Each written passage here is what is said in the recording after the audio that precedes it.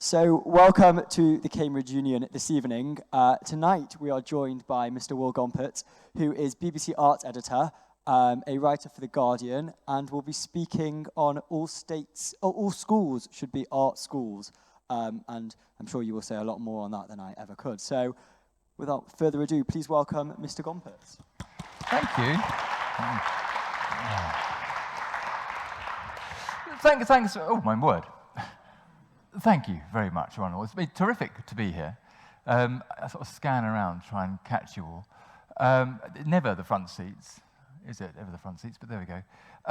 So I'll talk for a bit, and then we can have a chat maybe afterwards. Now, normally, I have a sort of a PowerPointy thing, but I was talking with Nathan, who is just terrific, and he said that was a bad idea.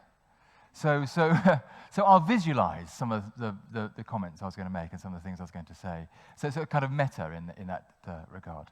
But I just want to start off with a true story about a friend of mine who's an artist, nice bloke, about a decade older than me, so 40. And we were having lunch a while back, and he's a hypochondriac. And he said, I've just been to the doctors. And I said, oh, dear. And he said, yeah, it was a bit awkward, actually.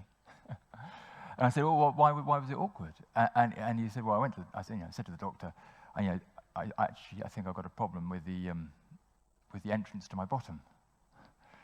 And the doctor said, in this game, we consider it to be an exit. Poor bloke, completely crestfallen. Just didn't think. He just thought completely, this doctor had thought in a completely different way than he did. And then told me his other story about his son, who had just taken his GCSEs. This was a while back, so it's when you got GCSEs and you were delivered an envelope that you didn't get it on a computer. And his son, he wasn't really working that hard. And he and his missus were slightly worried that he wasn't going to get his GCSEs, but they were middle class and liberal, and it's like, hey, I'm sure it'll be fine. And so it comes along, it's mid-August, the results come in, and it comes through the post, they pick it up, the letter off the floor, they put it on the chair, and eventually their son comes downstairs, about 10 o'clock, opens the envelope, looks at it, goes, puts the letter back in the envelope, puts it in his pocket, and walks back upstairs. And they're like, oh, they just don't know. I have no idea.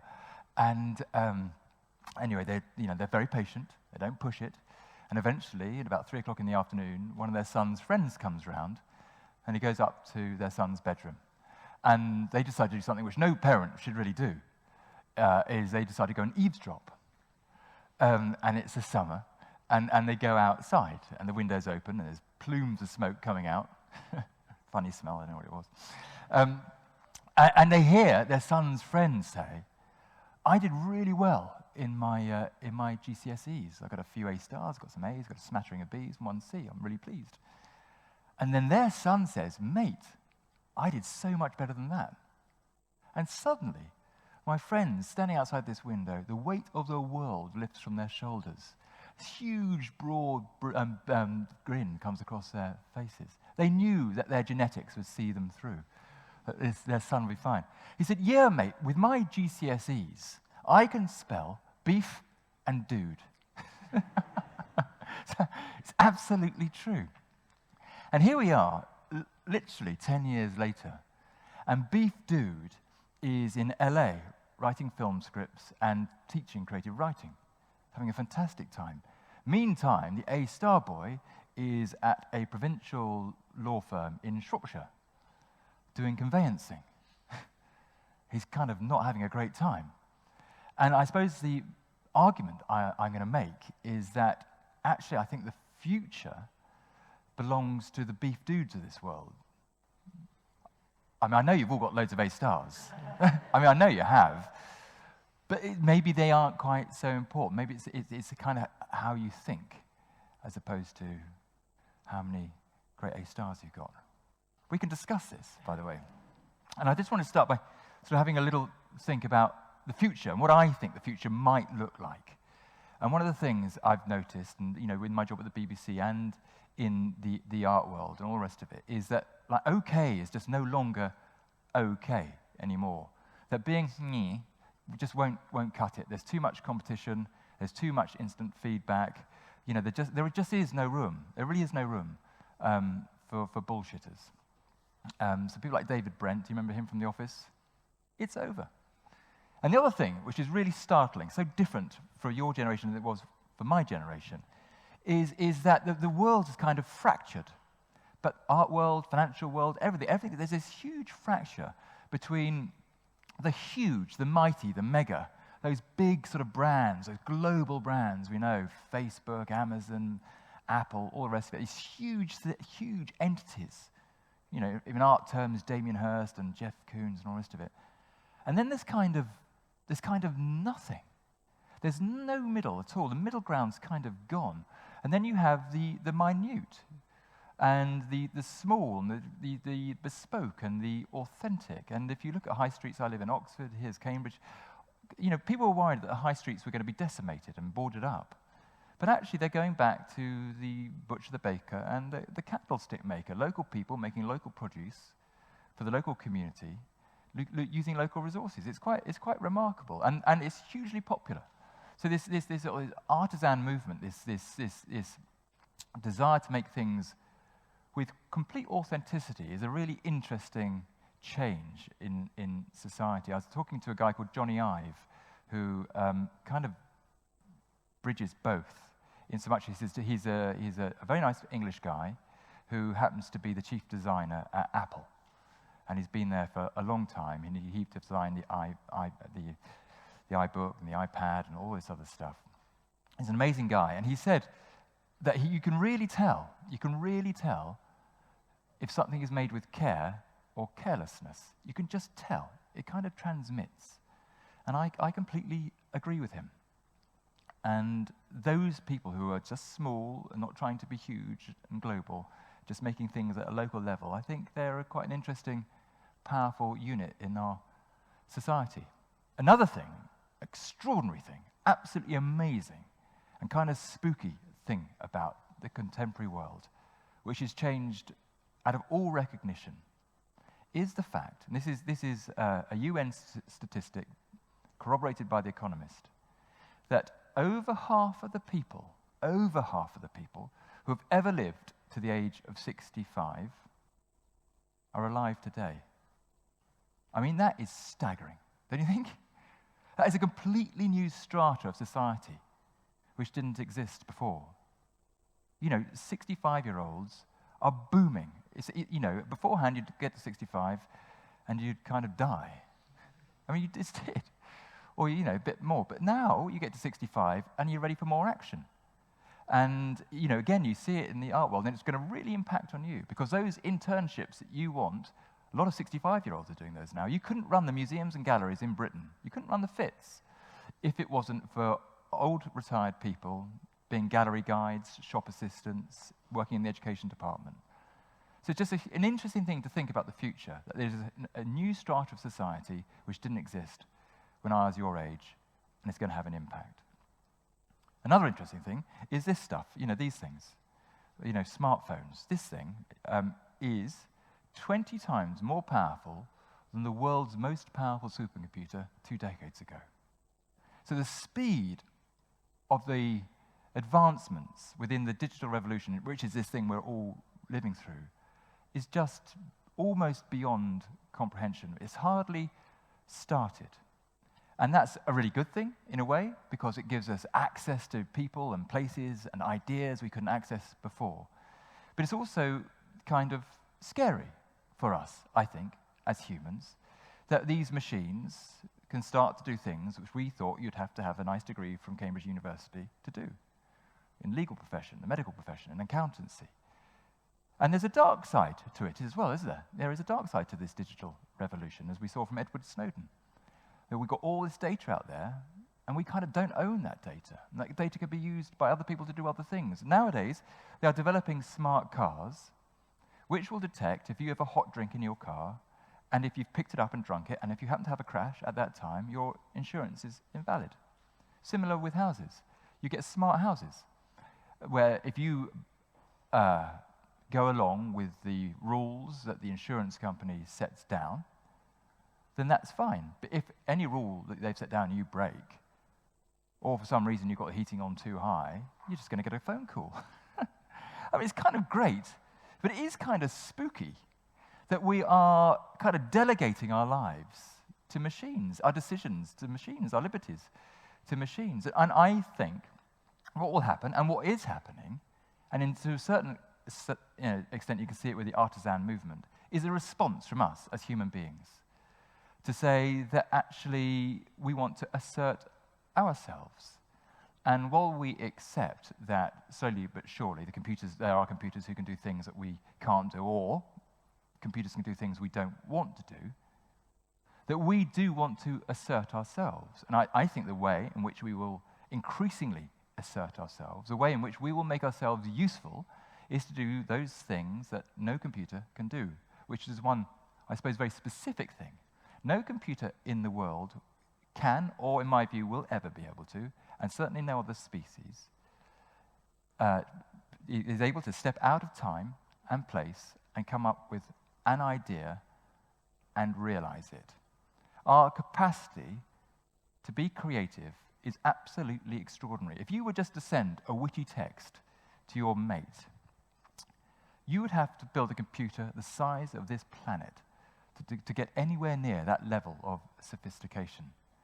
You know, people talk about AI and nanotechnology, but I've researched it to bits. I can promise you it's nowhere near. So we have all got this extraordinary capacity, each and every one of us, this extraordinary capacity to come up with ideas of value and realize them.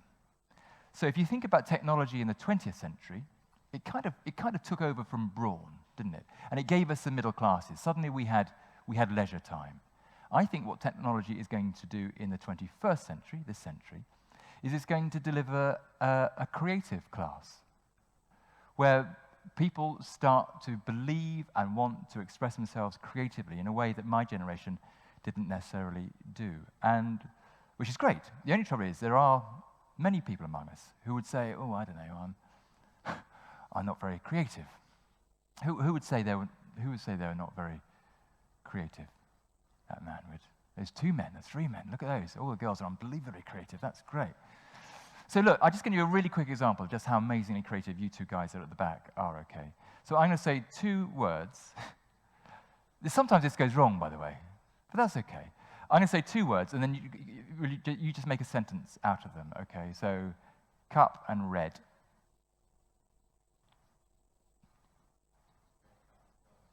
A red cup is gold. That's fantastic. Okay, I thought you were just going to say a red cup. Okay. So I want you to tell me something fantastical about that red gold cup.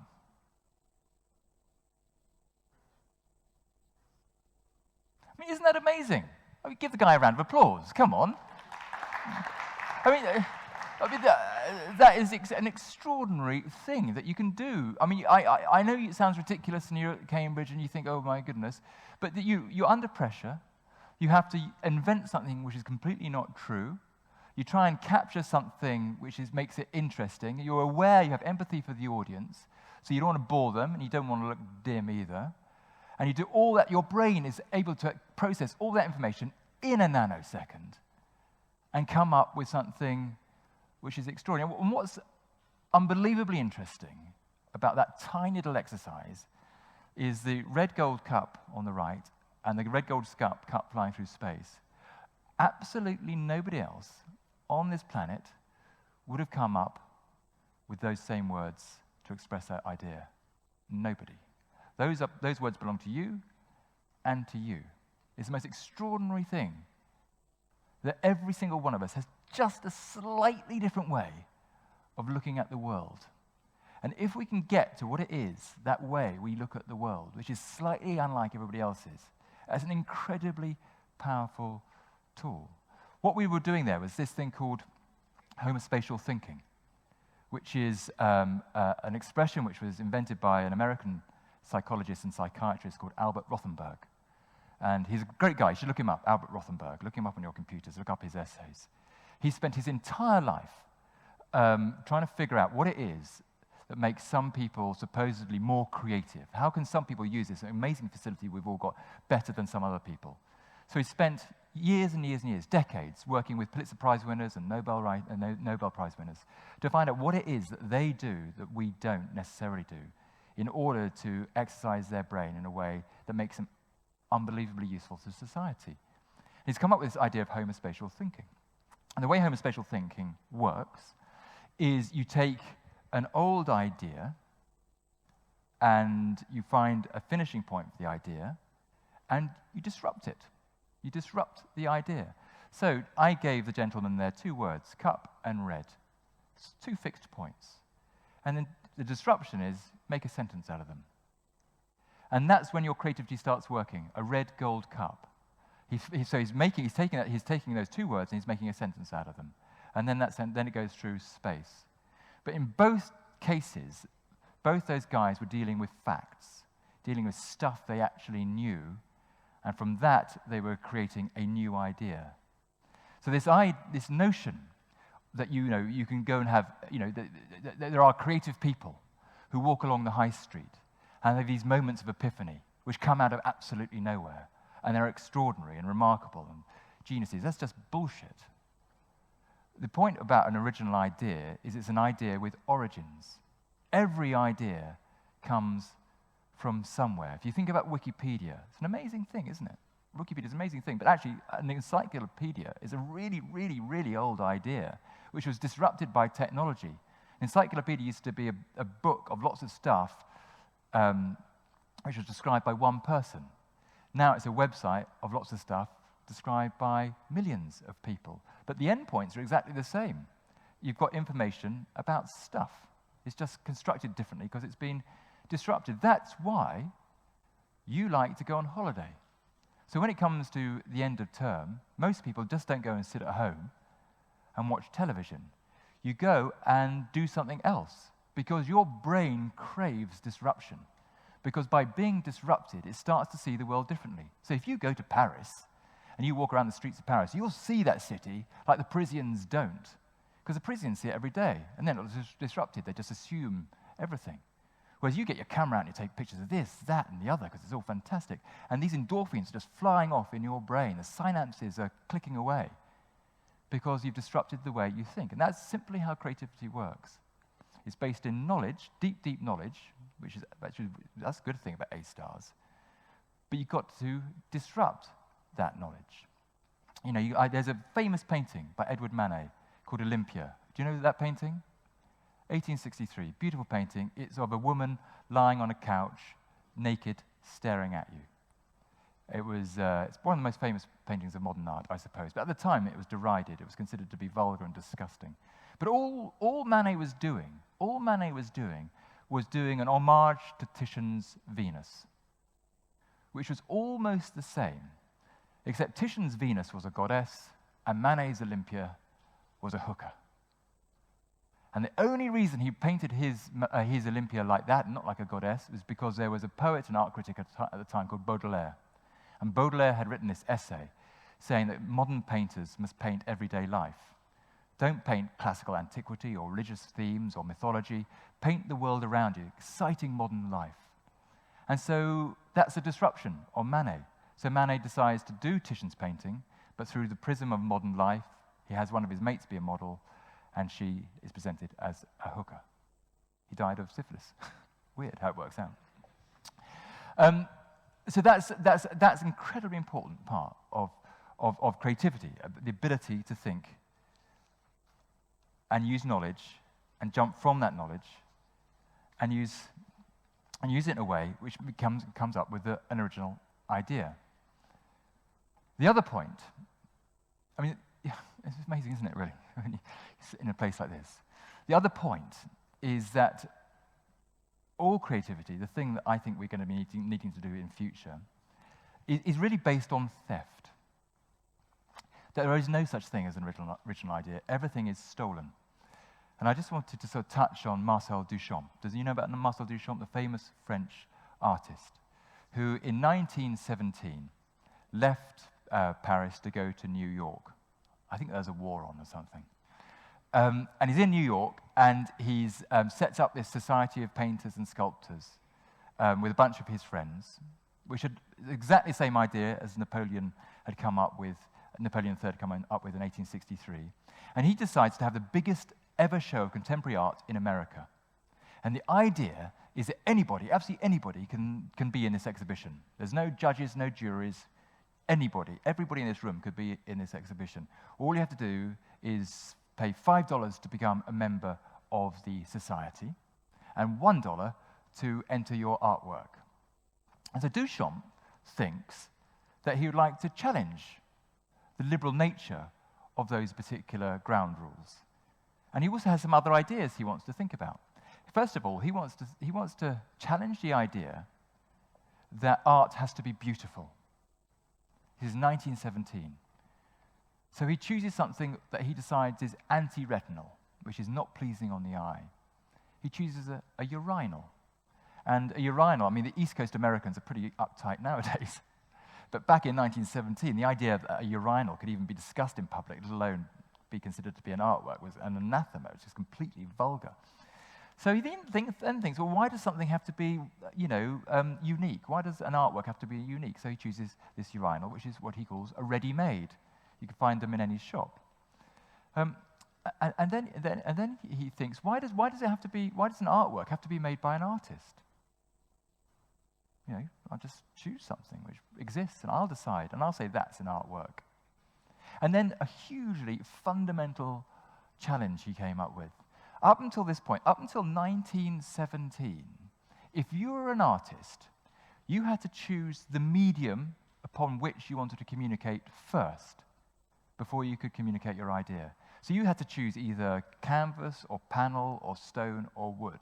Those were the approved art mediums. And Duchamp said, no, that's complete nonsense. The idea is paramount.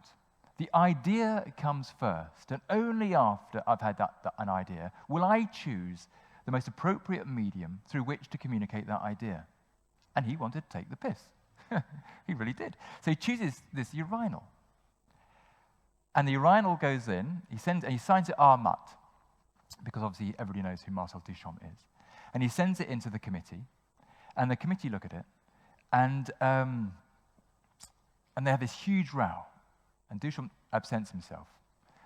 And eventually they decide to not only not show the urinal, although the $5 and the $1 has been paid, but they smash it to smithereens. But the great thing about an idea, as IS will find out in due course, is that you can smash up a physical object, but you can never destroy an idea. And then, so Duchamp's ideas of why does art have to be beautiful? Why does it have to be unique? Why does it have to be made by an artist? And why isn't the idea paramount more than the medium? Those ideas, those concepts, those notions are completely fundamental to art today. You can date it back to Dada, Surrealism, punk rock. It all comes out of Duchamp. So this guy, Marcel Duchamp, changed the world, coming up with a few challenges, a few ideas, which are completely and utterly within the scope of everybody in this room. Any single person in this room could have asked those same ideas and changed the world. Isn't that extraordinary? I mean, Duchamp was a shit artist, I should say. I don't know if you've ever seen any of his paintings, but they're not very good. But what is extraordinary about Duchamp is he was absolutely brilliant at thinking like an artist. And just thinking slightly differently, he changed the world. He took all his ideas, principally, from Picasso. Picasso was his nemesis. Now, Picasso was a good artist. But actually, Picasso also changed the world, but not through being a brilliant draftsman or colorist, but through collage. In 1912, he and Georges Braque were coming to the end of their experiments with cubism, about how you look at an object through time and space and through multiple dimensions. And they, like Manet, wanted to just paint everyday life. But they found that as they looked at their objects from more and more different perspectives, and then they reproduced those perspectives on a canvas, the work started to become very abstract. And they didn't want to paint abstract paintings. They wanted to paint cafes and cars. So they started to write words in their paintings, and then they started to write numbers on them for train numbers. And then in 1912, they started to make collages. Amazing, isn't it? You'd have thought collages had been around forever, but they started to make these collages. And it entailed just taking bits and pieces from the studio and sticking them on the canvas. And Picasso made this collage called Still Life with Chair Caning. And the chair caning was a piece of paper, a bit of drawer lining he'd got from his drawer to the side of his easel. And he'd just taken out this old cheap bit of paper, which the French used to line their drawers or to wrap up presents. Completely ubiquitous, utterly worthless, okay? This little bit of chair, and it had a picture of chair caning in it as a trompe-l'oeil. And he got this little bit of paper, and he got this bit of paper, and he took it from the drawer, and he moved it 3 feet, and he put it on the canvas, and he took something which was ubiquitous and worthless, and he made it unique and valuable. Isn't that amazing? Just it's extraordinary. Just by changing its context, he actually changed not only how we see that bit of paper, but the value that paper has in society. Absolutely extraordinary thing to do.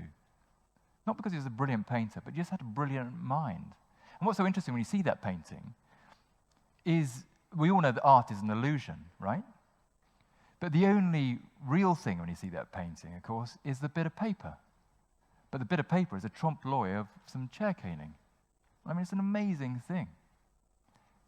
And yet, really, all of Picasso's ideas, he stole from another artist, an artist he used to call the father of us all. In my view, the greatest artist of the modern era, which is Paul Cézanne. And Cézanne really was a brilliant, brilliant painter. Is there any Cézanne fans here? Yeah, I mean, he's great, isn't he?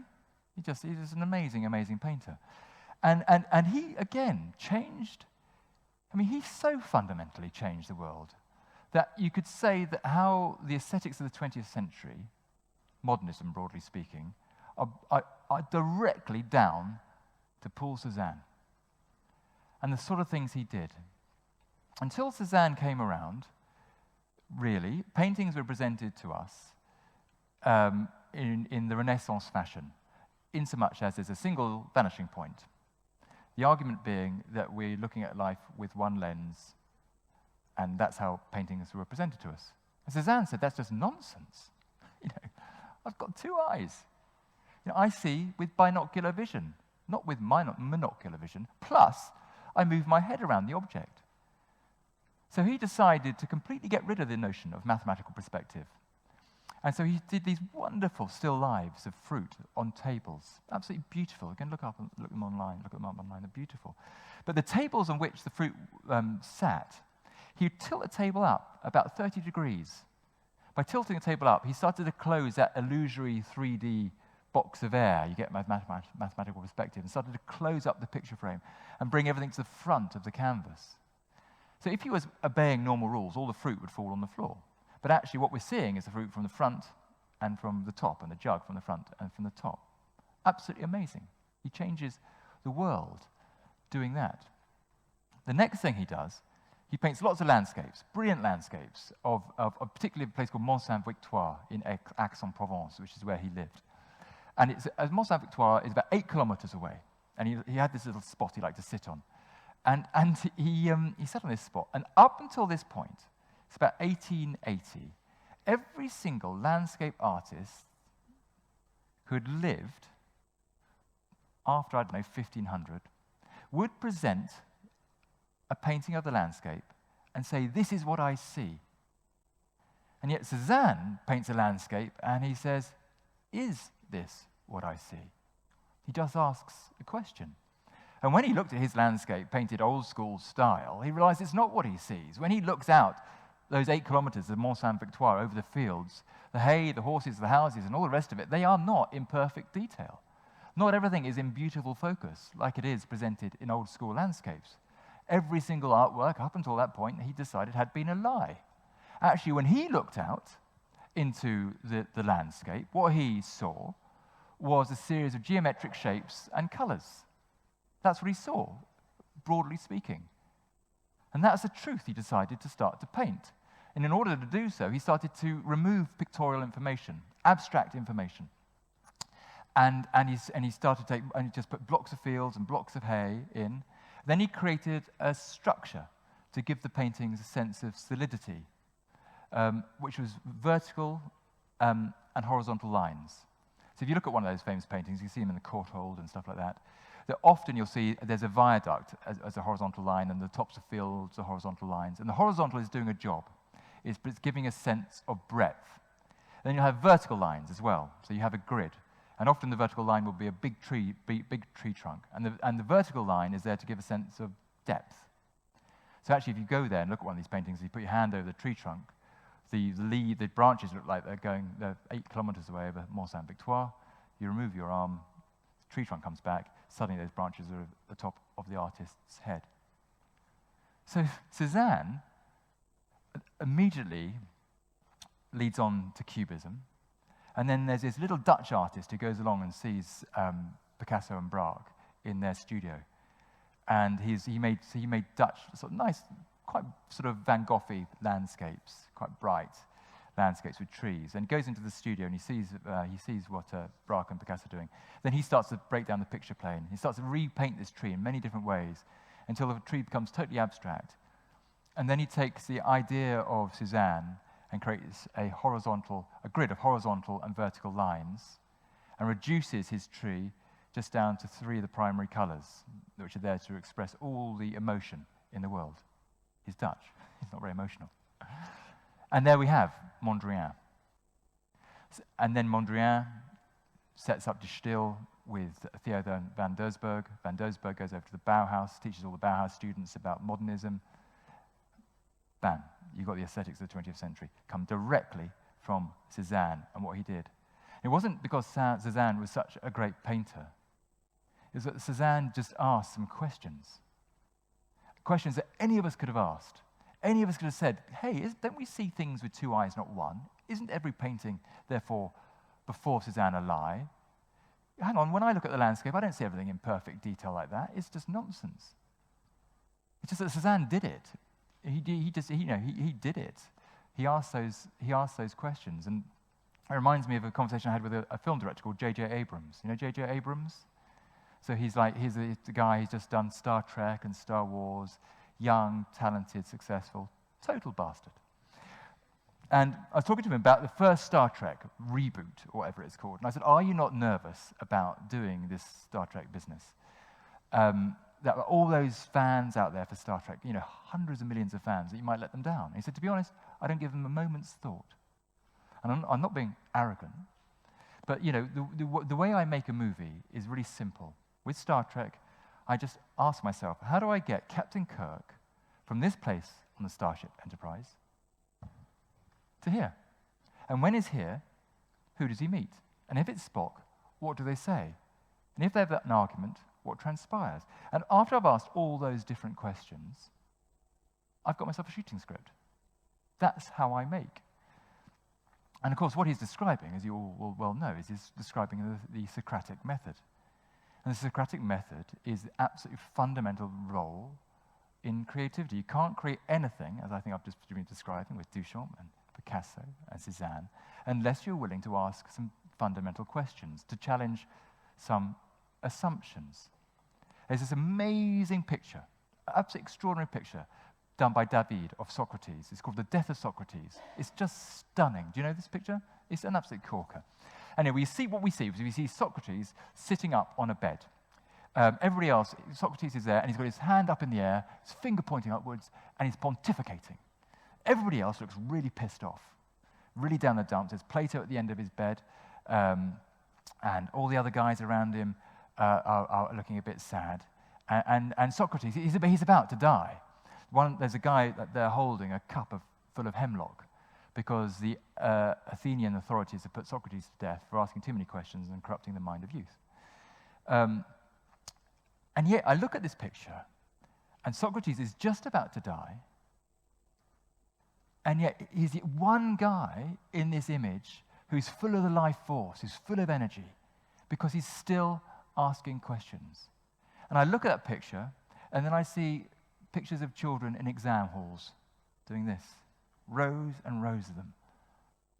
And I think, what on earth are we doing in our educational establishments? Not so much Cambridge, maybe, although I actually have to say I've done this talk at Oxford, and a lot of students came up to me afterwards and said, it's just like that here. I'm sure it's not like that at Cambridge, because it's much better, right? But it does worry me that I can't quite understand, in the second decade of the 21st century, why we are judging people on their ability to regurgitate facts and figures. I'm talking particularly at schools here. These public exams, which seem to me no more than a form of public humiliation, designed to show not what you know, but what you kind of don't know, and ultimately kind of really down to how good your teacher is or isn't. When you can get all those facts and figures from Google, like in a nanosecond. And education is incredibly important. And knowledge is unbelievably important. You can't create anything without knowledge, unless there's a deep, deep sincerity in what you know. I'm not decrying learning. I'm not saying finding information is an important thing. It's absolutely fundamental, and finding a passion for something, an interest in a subject, is hugely important. But just being able to regurgitate stuff about that, just what you know about that subject, and then passing an exam because you've proved you've listened in lessons, I just think it's madness. And I see it all through the BBC as well. I see BBC's full of people obeying rules and not getting very far and making terrible programs. Not all of them. Some of them are really great. But there's far too much of it about, where people aren't thinking like Picasso and Cézanne and Duchamp. They're not challenging basic assumptions because they haven't been taught how to do it. They haven't been taught the beef dude way, which is to be a skeptic, not a cynic. Cynics are ghastly, horrible, disgusting things, in my view. But skeptics are absolutely essential. The ability to ask questions. So for me, actually, schools, maybe universities, shouldn't be about judging people on what they get, how much they get right or wrong, but what can they do that is new and interesting? I was talking to Chris, who's just done a PhD in electronic engineering. Fantastic. He's here to do a PhD because he's allowed to spend all those years discovering something new and interesting. And Cambridge have got a wrap around it that he can do that within a corporate semi-corporate environment. Amazing. But all education should be like that. All work should be like that. All environments where we can show what we can really do as human beings, which is to have ideas and realize them. The trouble is, everybody's terrified of failure. And they don't really like breaking rules. It's this fantastic... But if you think about any artist I can ever think of as ever done anything worthwhile is breaking rules. There's a really interesting point that Damien Hirst, like him or loathe him, is one of the most influential artists in the world. He alone instigated the YBA movement, which you could say changed the face of Britain. It certainly led to Tate Modern and all sorts of other...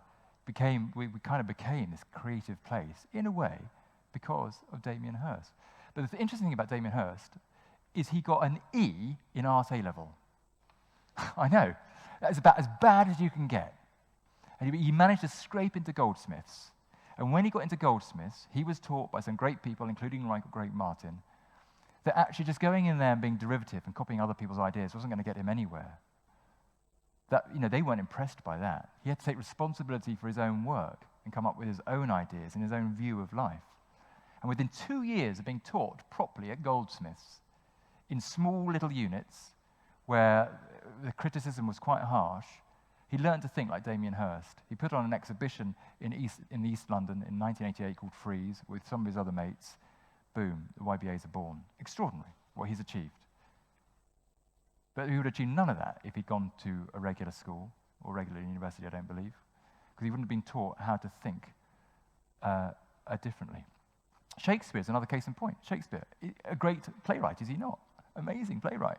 37 extraordinary plays which are performed basically in every country right around the world 400 years after he died.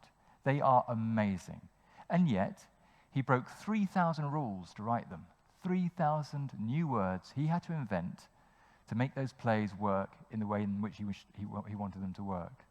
Can you imagine being a GCSE student and doing an essay on Shakespeare and filing your exam with one made-up word. It's underlined and written in red, no. So we're not taught that actually if you're going to make anything of any worth whatsoever, and Chris will have discovered this with his PhD, you've got to break rules. You just can't go and repeating what already exists. You have to break the rules. You have to break it to rebuild it. Creativity, as Picasso said, is ultimately a destructive activity. But the problem is, so many of us, and this is absolutely why, in my view, the BBC doesn't make as many good programs as it could do, are terrified of failure. We are terrified of failure. We really are, particularly in our society. It's a really bad situation we've got. And yet, actually, when I've given this due thought, I don't think failure even exists. I simply don't think it exists. I think it's a temporal and subjective notion. That failure is just an iteration of something which becomes something else, and we end up doing something which we would never have done if we hadn't done that first thing in the first place. There's an artist called Bridget Riley, who's quite elderly now, but is probably the most assured artist I've ever met. And at the age of 16, she could paint like a genius. I mean, honestly, she could paint so brilliantly and beautifully. She did this fantastic copy of Van Eyck's Man with a Red Turban. Absolutely beautiful, age 16. At the age 30, she was a failure, so she thought. She was still making derivative paintings. She loved Cézanne, Van Gogh, Seurat, the pointillism. And at age 30, she was just making paintings which kind of were knockoff Seurats. They weren't interesting. They weren't saying anything new. At the same time, her dad had a terrible car crash, and her great mentor and her lover, same person, decided to end the relationship. So she's on the floor at this stage. This person who was supposed to be this great art world superstar is age 30. The art world, her colleagues, her friends, herself thinks she's a complete failure. She's really at a low ebb. I mean, I can't tell you how low an ebb she was at. It wasn't good at all. And she was furious with this bloke who chucked her as well. Absolutely fucking furious. So she decides to paint this canvas. Okay, this is a woman who loves figuration and color. Those are her two great interests in life. She gets this canvas and just paints the whole canvas in black. And she's going to send it to her lover to show him that life is not just black and white. She goes to bed. She gets up in the morning. She looks at this black canvas. And she realizes it kind of doesn't say anything. So she paints a thin white line about a third of the way up it. And by doing that, as you'll know, she creates two forms. And then she paints this asymmetric curve on top of the white line, a white asymmetric curve on top of the white line, like a wave. Again, she's thinking about those shapes of the hills that Seurat used to paint. So it's just literally a shoulder of the hill she paints onto this painting. So now she's got this white wave and these two other blocks of black. So what she's basically got is three shapes, and she's animated them all on the surface of the canvas. And she looks at it, age 30, and she's found her voice. She's discovered this thing called op art. And for the next 6 years, this woman who loves color and figuration makes black and white paintings which have this optical effect, which becomes the visual language, in a way, for the 60s. But she'd spent all her life, she spent the last 10 years of her life thinking she was a failure, but she would never have got to that point where Bridget Riley became Bridget Riley, where she came up with an aesthetic which described an age, which is an amazing thing to be able to achieve, if she hadn't gone through all those so-called failures. And yet she was about to end her life. I mean, this is a really terrible situation society puts people in, as opposed to just letting them spend their time. The thing about creativity, in my experience, it is almost always plan B. Nobody says at 16, I'm going to do this, and then does exactly that in the way they thought. It just doesn't happen. Life is circuitous, and it happens in different and odd ways. So each one of those so-called failures we're all told to fear are absolutely vital for us to be able to achieve anything, because they make us us. They allow us to see the world in our way, not in somebody else's way. And you're just waiting for that provocation which tips you in to that situation where you suddenly say, that's how I want to express myself. I'm just going to finish with a story about an artist called Theaster Gates. He's an amazing man. He's not a huge load older than any of you guys. Well, actually, he's a bit younger than you, to be honest. And me. And he's an extraordinary guy. But this is just about how you think differently, really. So Theaster Gates, he's an African American, and he is the ninth child of a poor African American family. He has 8 older sisters. I know. I won't say anything. And he's a lovely guy, and he's literally within the community. They have to share food around and all the rest of it. It's a rough part of Chicago, but he does well at school, and he ends up going to university, and he gets a job teaching at the university. And at weekends, what he likes to do is make pottery, just as a hobby, right? So he starts making his pottery, and then on Sundays he'd take it out to a county fair and sell it, and he'd charge like $5 for a plate and $6 for a mug, or that sort of thing. And he'd take his little stall at the county fair. And then people would come along and say, well, Theaster, I like the plate, but, I don't know, $5 seems a bit pricey. How about $3? And he'd go like, I made this with my head, my hand, and my heart. I think it's worth $5. I think it's kind of insulting, you bartering. I'd rather give it to you for free. And he went back home, and he was like really low and a bit depressed. So he decided to think completely differently. So he decided to have an exhibition of his pottery instead. And he rented this small little art space in Chicago.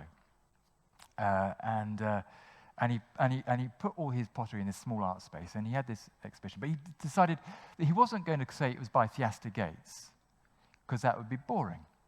So he made up this mythical Japanese character called Shoji Yamaguchi.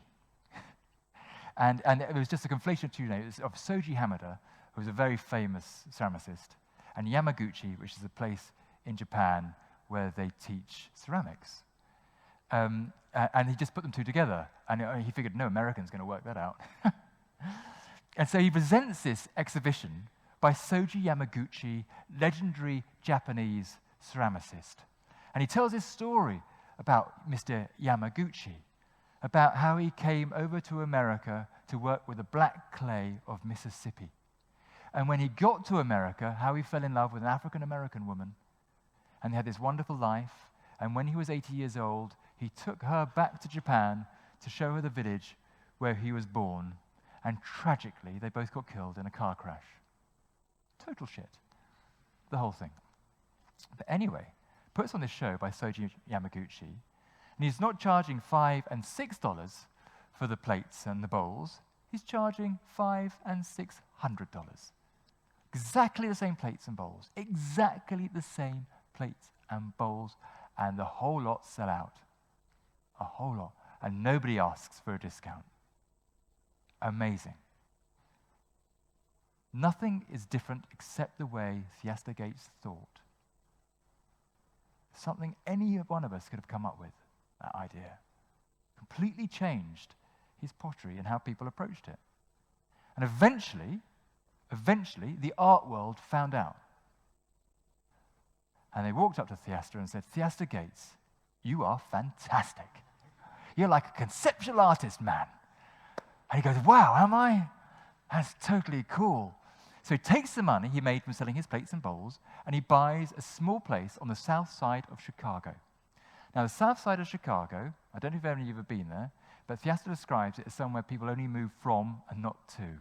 It is the murder capital of the United States. It is, I think there's 99.9% unemployment, Afro-Caribbean, crack cocaine, life is cheap, it's pretty awful. But Theaster moved there. He's the exception to the rule. And he used the money he got from selling his plates and bowls to start to do up this small little house he bought. It was only like $15,000. It wasn't hugely expensive. And it'd been boarded up for years. But if we were doing, any of us were doing up that house, we'd just get a skip, and we'd get all the garbage, and we'd put it on a skip, and we'd just get on with it. But Theaster decides that there is something inherently valuable about the detritus that he's taking out of the house. that it has stories to tell. So he gets bits of wood and bits of concrete and old fire hoses, which are in there, which have been weed on by rats for decades. He pulls them out. He starts to make artworks, and he gets his fire hose, and he wraps his fire hose round and round and round. He gets 4 bits of wood, which I think probably were just floorboard like this, and he makes this really cheap frame, and he puts the fire hose, and he pins the fire hose in the frame like that. So he's just got a fire hose in this crappy wooden frame, and then he puts a bit of perspex glass on the front, and he sells it for $150,000. Isn't that amazing? It's a bit of crap in the house for 20 years. And he does it again, and he does it again, and he does it again. And he's been doing it for over a decade now, taking crappy stuff out of these houses. He calls it a gut rehab, out of this stuff for houses in Southside. He's been shown in some of the greatest museums in the world. He's been invited to document her. And then with the money he gets, he puts the money back into the houses in Southside. He now owns 2 or 3 blocks of Southside. Extraordinary. He's working with Mayor Emanuel, Obama's old running mate, to transform this really unloved area of Chicago into cultural centers. So one of his houses is a black cinema house where you can go and learn about making cinema and watch old black African Caribbean movies. One's a listening house where there's old collections of records, which he's taken out and bankrupt stocked. There's a archive house where there's loads of books from bankrupt stock. All of those people in Southside can use. He doesn't move from Southside because he wants to show that you can be young and black and successful and live on the South Side of Chicago. Now, I don't know if he's an artist or if he's a property developer. But what I do know is this one guy, this one very sweet guy, is transforming the whole of the South Side of Chicago on his own simply because he's thinking like an artist. And my view is, genuinely, that all of us have the capacity here to change the world in a way we can't even imagine. And we have got some problems, whether it's global warming, terrorism, or migration. These problems can all be solved if we do 2 things. A, are willing to take some responsibility, and B, believe we have the capacity to think like an artist. Thanks very much.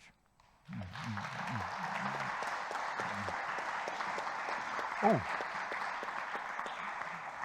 I've talked for a long time. I'm so sorry. I really have gone. I didn't have a PowerPoint or anything. I think we do have time for some few questions if anybody has any questions.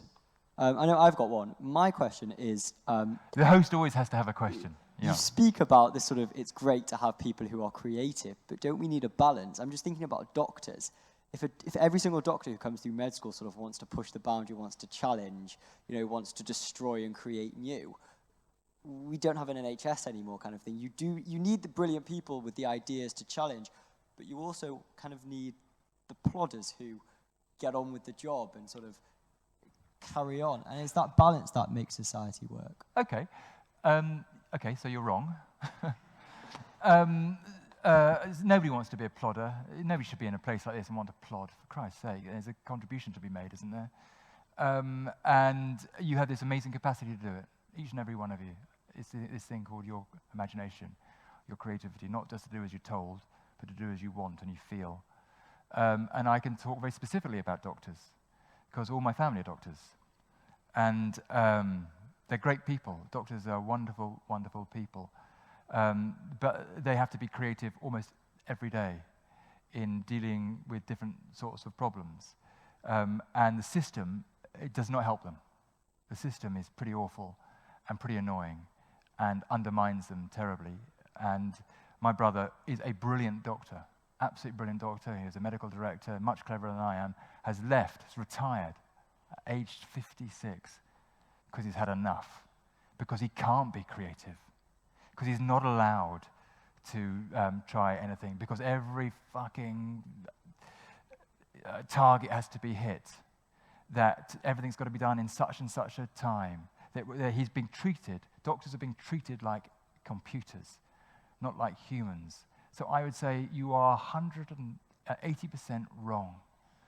that we want humans being doctors who can solve problems and can empathize with us, who can come up with different ways of doing things, who care. And we need that, right? That's what I want from doctors. I don't want to be looked after by a machine.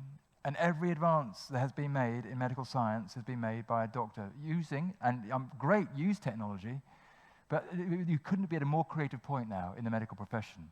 I mean, we haven't started with nanotechnology, little stuff running through your veins, give you a health check and all the rest of it. Extraordinary thing happened the other day, didn't it, with that young girl, where they were able to give that transplant to her, and she could live. Amazing. So being able to use technology and having the brains, like Chris on his side of things, to develop new areas and new ways of using technology to help us as humanity. But it all has to be driven by humans, and humans who take responsibility. And I think the medical profession is an incredibly exciting environment if you're allowed to be creative, and deeply depressing if you're not. Yes, sir. I think you're dismissing technology as being somehow not the product of creativity, which it is. It is. I spent my life doing technology, and all of the technology comes out of somebody's mind, somebody thinking outside of the box, saying, oh, I can do this, or this is a new way of doing something. And I have this feeling that you're pushing art against technology, and that I fundamentally don't agree with you about that. Because I'm not. And you were right. You'd be right to fundamentally disagree with me about that, because every development there is technology. The fact that we had the Impressionists is because somebody invented these little tubes where you could paint in the tubes, and they could actually go outside and paint en plein air. So every step of the way, technology has a role to play. What I'm saying is very specifically around the digital environment, that in the 20th century, technology allowed us to do things we couldn't do before, but it allowed us to have leisure time. Technology did jobs, plowed fields, dug coal, that sort of stuff. What I'm saying is in the 21st century, technology is going to be doing stuff which our brains were doing before, not our bodies, and that is a liberating thing. It allows us to do the thing which makes us human, which is to be creative, to ask those questions, to come up with those different solutions. And technology will in almost every case be part of the solution, but it has to be driven by us, in my view, not the other way around. When technology starts driving us, I think we're in trouble. Creative guy.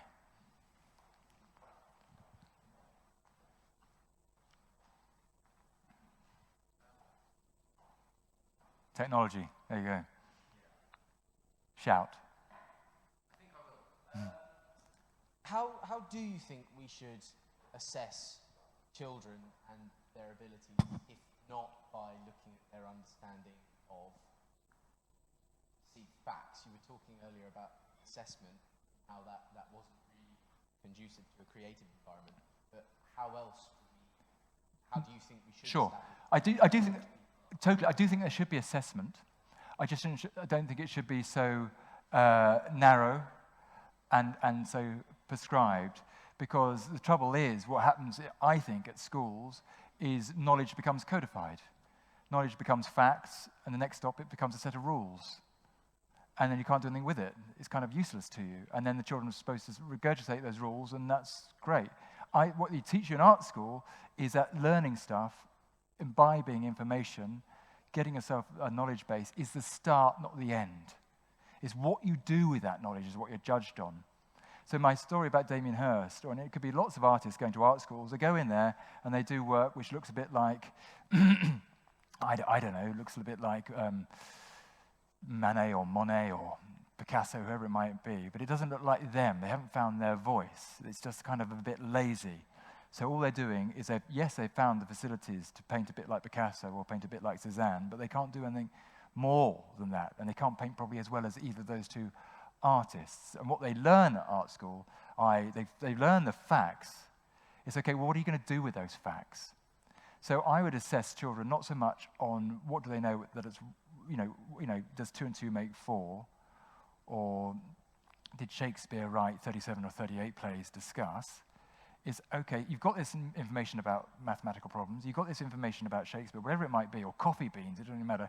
How do you want to apply it? apply it in a way that is completely new and interesting. And the level of newness and interestingness you've come up with to apply that knowledge determines your mark, determines how we assess you, how you've grappled with your creativity. That, I think, is a much more useful thing, because that's what we all need to learn. Every illustration I gave to you today, this evening, whether it's Fiesta Gates or it's Cézanne, was just about people thinking and challenging assumptions and thinking specifically like only they can think, like the Red Gold Cup, right? That's what we need children to find. What is it specifically about them and the way they look at the world which is special? So no child, in my view, should ever leave school. I mean, how can it possibly be right to have a system where a child, a 16 or 18-year-old, can leave a state institution and feel a failure? I mean, where's the failure there? The failure is with the institution, not the child. In my view, every child should leave school feeling confident and know how to solve a problem and have a sense of themselves. And if we've done that, then schools seem to be a really good place to set you up for the future. But if you leave school thinking you're a failure and you're not up to much, total disaster. And for me, society's let that kid down terribly. And that's how a lot of children leave school, in my experience. Yeah, this lady. Oh, good.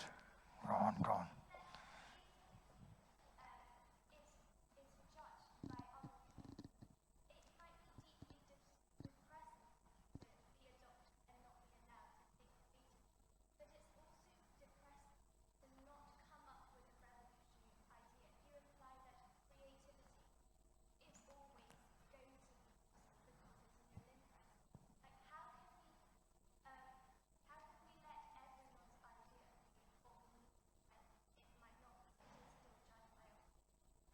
Yeah, okay. I mean, it's true. I mean, I'd say a couple of things to that. Yeah, I didn't ever say creativity was nice and fun. I mean, it's a real pain in the arse, and it's really difficult, as this gentleman will know when he's trying to solve problems using technology. You know, it's difficult, and it takes a long, long time. And as we saw with Bridget Riley, or in fact with Mondrian, it can take decades. But the point of it comes from a passion and a sincerity and a curiosity. So actually, that's the other thing about children, sorry. The schools, the very least, you should leave a school curious. That should be the least the school does for you. It leaves you with a sense of wonder. And then the creativity will look after itself. I'm not suggesting that we're all going to be Cézanne. We're all going to do something remarkable like Fiesta Gates. But in work, just doing something small, or at home, doing something small, or within the community, which makes a contribution, which thinks about something slightly differently, which does something only you could do, is just a monumentally rewarding experience for the individual and for all those other individuals. And absolutely right, Duchamp wrote an essay about creativity. That art is made by the viewer, not by the artist. It is sort of validated by the viewer, and creativity is validated by society. But that's okay. You don't have to do these things all day, every day. But in my job, you know, if you're going to be a journalist, you've got to do it. You've got to do it every day, because you've got to get a story. You've got to shape a form of words which tells that story in a way that it sounds authentic to you, which gives over the facts. And it didn't exist before. It didn't exist before you heard it. So I just think more and more jobs are going to require the ability for you to process information and do something with it, which is of value to society. Because just processing information, regurgitating it, is stuff that a computer can do really, really easily. And I think that to be creative is so in us all. And it is actually the thing, I would argue, makes us feel most alive. Because I know like things like great food and great drink and sex and all the rest of it is great, but they're very short-lived and they're kind of bestial. Whereas this thing we have, this ability to step out of time and place and have ideas of real value, makes us feel more human, I think, than anything else. And I think that makes us feel totally rooted to the planet. Well, thank you very much. I'm really sorry, that's all we have time for. But I think everyone will join me in wishing, and thank you so much for coming. Well, thank you for having me. It's been a real pleasure to come. Thank you very much.